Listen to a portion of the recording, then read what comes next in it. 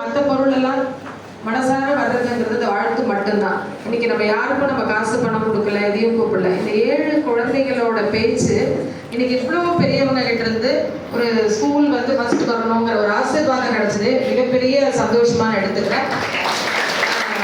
ஒரே ஒரு கருத்தை மட்டும் நான் பதிவிடணும்னு ஆசைப்படுறேன். என்ன அப்படின்னா, உங்களுக்கும் பெற்றோர்கள் இருக்காங்களா இல்லையா?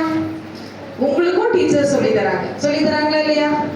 டெக்னாலஜி நீங்களும் இருக்கீங்களா இல்லையா? உங்களுக்கும் ஃப்ரெண்ட்ஸ் இருக்காங்களா இல்லையா?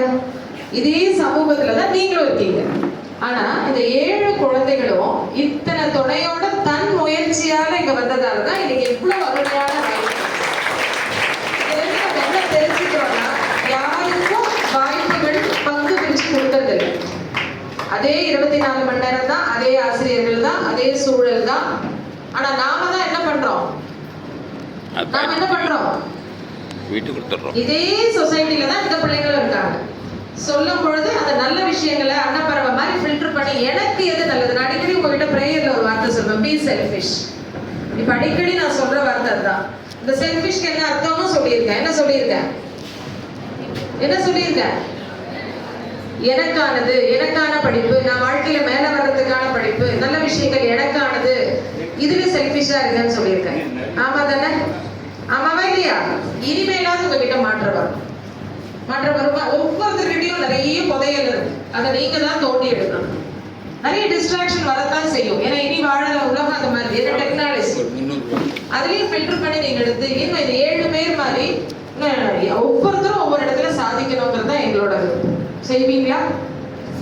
சத்தத்தை காணுமே பாப்போமா? சந்தோஷமான விஷயமா இருக்கு இல்லையா? எவ்வளவு பெருமை. அவங்க அந்த தன் முயற்சியால இன்னைக்கு அவங்க பெற்றவங்களுக்கும் பெருமை சேர்த்திருக்காங்க, பெற்றோர் ஆசிரியர்களுக்கும் பெருமை சேர்த்திருக்காங்க. அடுத்தது அவங்க நட்பும் இங்க உட்கார்ந்து சந்தோஷப்பட்டு இருக்கும். இந்த 7 பேரோட நட்பு இங்க இருக்கீங்க இல்லையா?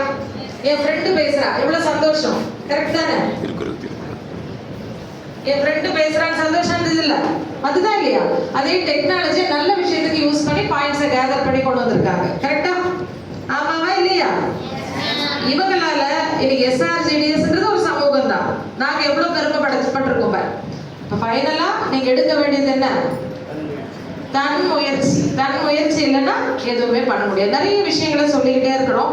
அதை கொஞ்சம் காது கொடுத்து கேட்டு உள்ள வாங்கி அதை நல்ல வழியில பயன்படுத்தினீங்கன்னா மிகப்பெரிய வெற்றி உங்களுக்காக காத்துட்டு இருக்கு.